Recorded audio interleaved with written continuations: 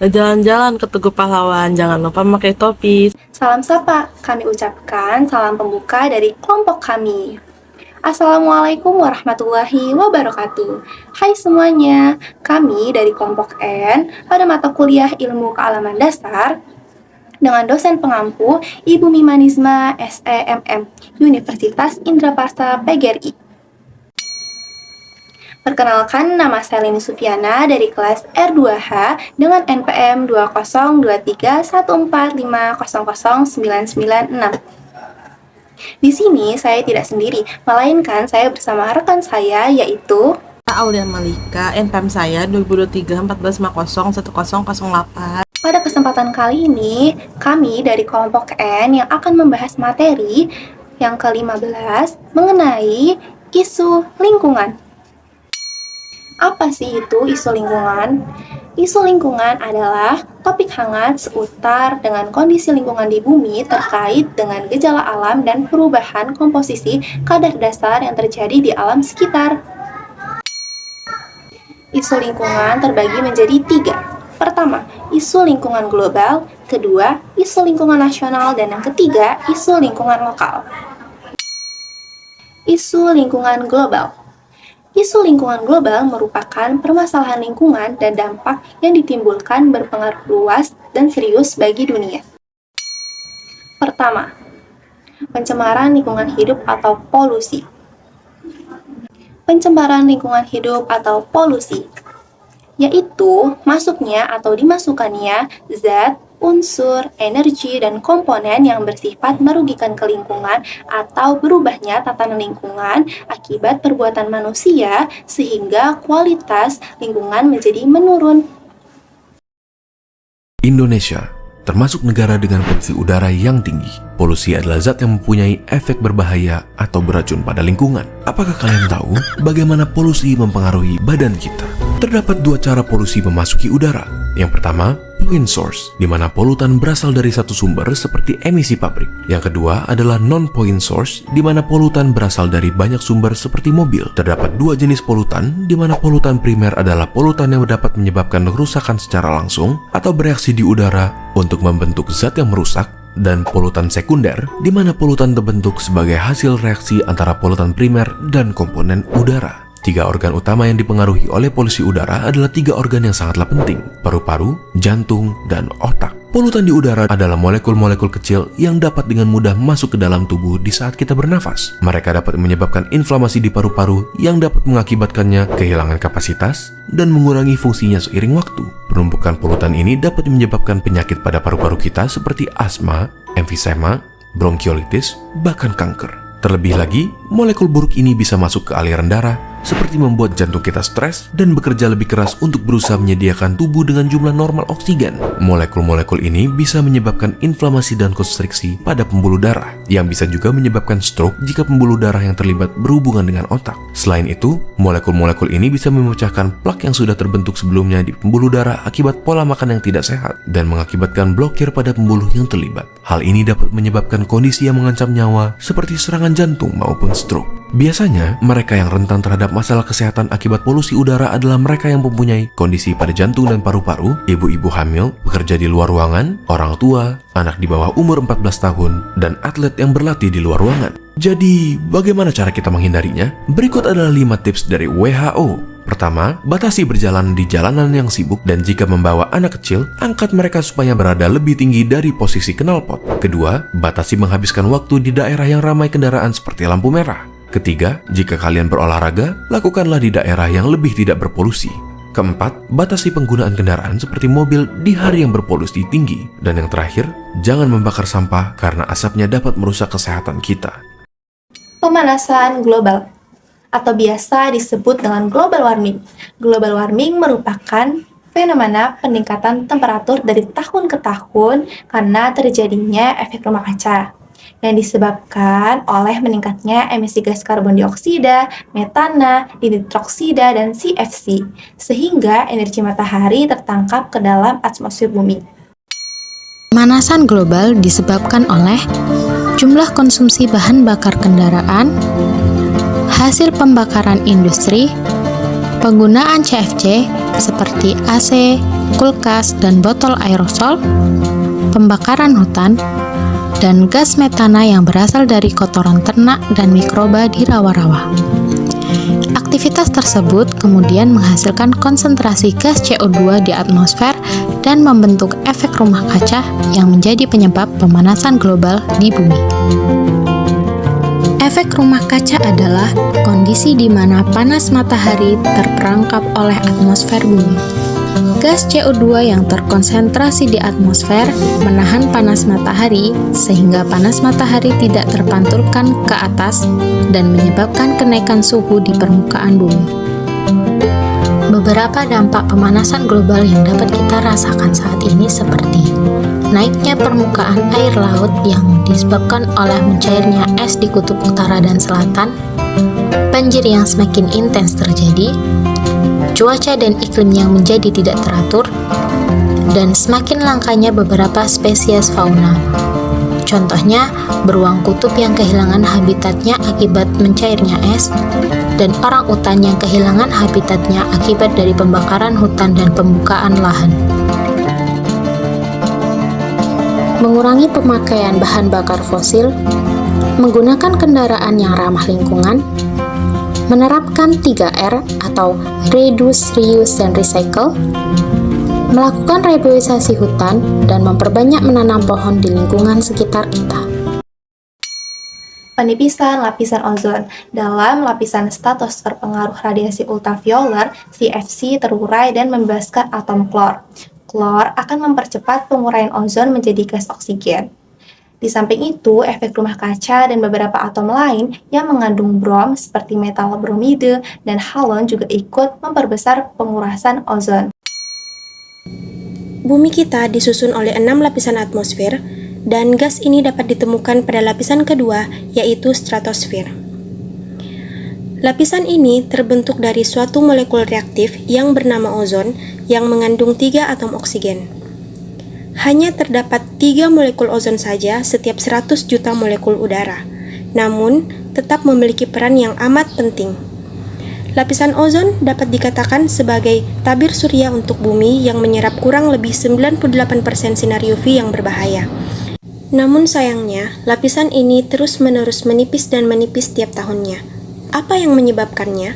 Senyawa yang bernama klorofluorokarbon atau yang lebih dikenal dengan istilah CFC adalah penyebab utama dari rusaknya lapisan ozon. CFC merupakan molekul yang mengandung karbon, klor, dan fluorin. CFC ini biasanya ditemukan pada alat pendingin, aerosol, dan produk-produk plastik. Ketika CFC terkena sinar ultraviolet di atmosfer, CFC akan terpecah menjadi senyawa, yaitu klorin, lalu kemudian bereaksi dengan oksigen pada ozon dan memecah molekul ozon. Ketika molekul ozon pecah, maka rusak pula lapisan ozon tersebut. Kerusakan pada lapisan ozon ini umumnya dikenal dengan istilah lubang ozon. Namun sebenarnya bagian yang rusak tidaklah berbentuk seperti lubang, melainkan berbentuk seperti tambalan tipis dengan bagian yang lebih tipis di dekat pangkalnya. Di Antartika sendiri, lapisan ozonnya telah terkena polusi sejak pertengahan tahun 1980-an. Suhu yang rendah menyebabkan reaksi perubahan CFC menjadi klorin meningkat. Sekitar 90% dari CFC di atmosfer merupakan emisi dari industri. Pada tahun 1989, Montreal Protocol telah melarang produksi dari substansi penyebab penipisan ozon ini. Sejak saat itu, jumlah klorin dan zat perusak ozon di atmosfer menurun. 2. Isu lingkungan nasional merupakan permasalahan dan dampak yang ditimbulkan dalam skala nasional. Kebakaran hutan, yaitu proses kebakaran hutan dapat terjadi dengan alami atau ulah manusia. Kebakaran oleh manusia biasanya karena bermaksud pembukaan lahan untuk perkebunan. Dampak kebakaran hutan yaitu dapat memberikan kontribusi karbon dioksida di udara, asap yang dihasilkan dapat mengganggu kesehatan, dan asapnya bisa berdampak kepada negara lain. Kebakaran masih terjadi di kawasan hutan lereng Gunung Arjuno di Desa Tambak Sari, Kecamatan Purwodadi, Kabupaten Pasuruan, Jawa Timur. Api sudah muncul sejak akhir pekan lalu dan hingga saat ini tim gabungan dibantu warga setempat terus berupaya memadamkan api. api menjalar lagi. Upaya pemadaman terkendala medan yang sulit dijangkau dan terjal. Selain itu, angin kencang juga menjadi tantangan. Pencemaran minyak lepas pantai. Hasil eksploitasi minyak bumi diangkut oleh kapal tanker ke tempat pengolahan minyak bumi.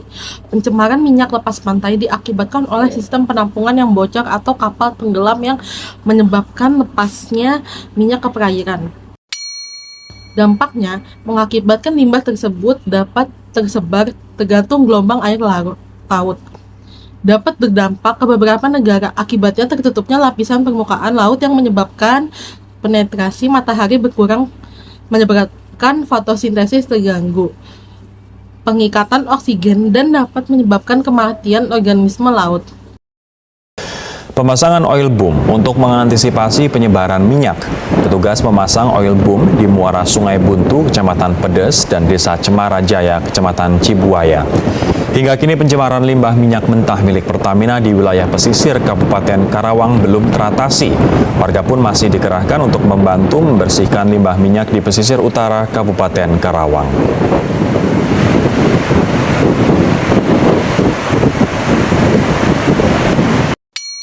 Tiga, isu lingkungan lokal.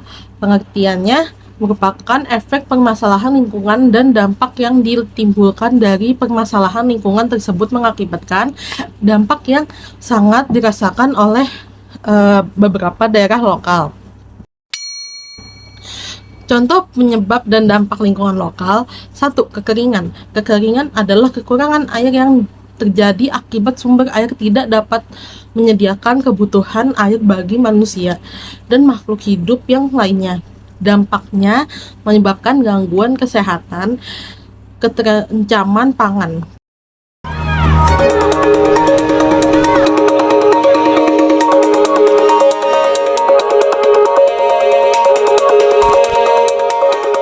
Musim kemarau adalah malapetaka bagi ribuan warga desa Karanganyar, Kecamatan Geyer, Kabupaten Grobogan.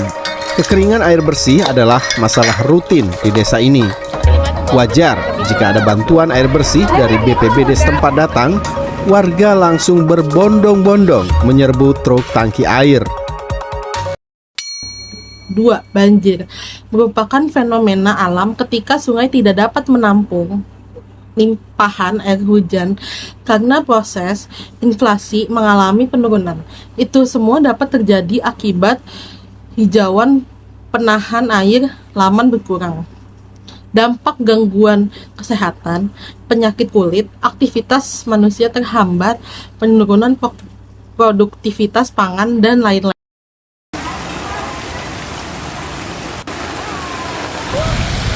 Derasnya hujan yang mengguyur Jakarta Selatan juga membuat aliran Kali Mampang meluap dan merendam pemukiman warga Pondok Karya Mampang. Ketinggian air mencapai 50 hingga 100 cm. Kawasan ini merupakan daerah langganan banjir.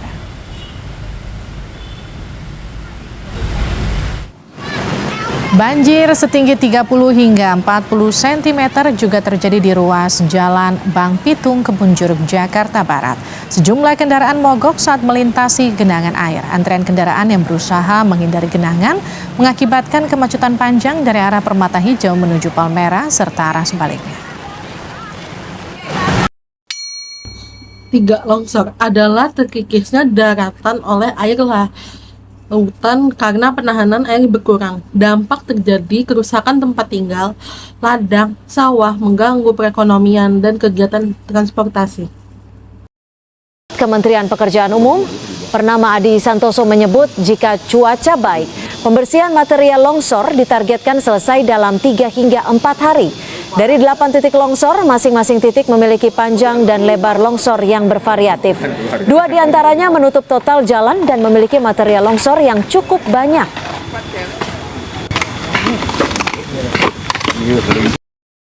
Kesimpulan pada materi kali ini yaitu berbagai permasalahan lingkungan saat ini menjadi sangat penting untuk diperhatikan. Banyak lingkungan yang rusak akibat ulah yang tidak bertanggung jawab oleh manusia karena mementingkan kehidupan pribadi daripada mementingkan kehidupan bersama. Kerusakan terhadap alam seperti hutan akibat pembelakan liar saat ini sangat banyak dilakukan, sehingga membuat resah masyarakat karena takut akan adanya bencana yang datang akibat rusaknya kawasan hutan di lingkungan mereka. Pemerintah dan masyarakat harus bisa saling membantu dalam mencegah kerusakan yang terjadi akibat dari pembelakan liar dan ulah manusia yang tidak bertanggung jawab. Nah, peran pemerintah dan kearifan lokal masyarakat dapat menjadi salah satu solusi dalam menjaga kawasan hutan dari kerusakan yang terjadi. Sarannya untuk masyarakat dihimbau agar lebih sadar dan memahami akan pentingnya menjaga lingkungan hidup. Hal tersebut agar terhindar dari hal-hal yang dapat merugikan diri sendiri. Adapun yang dapat dilakukan masyarakat yaitu tertib membuang sampah pada tempatnya, memelihara tanaman, dan dapat mengelola sampahnya sendiri. Menerapkan prinsip 4R yaitu reduce, reuse, recycle, dan juga replant. Reboisasi, bioremediasi, rehabilitasi lahan, dan juga reklamasi pantai.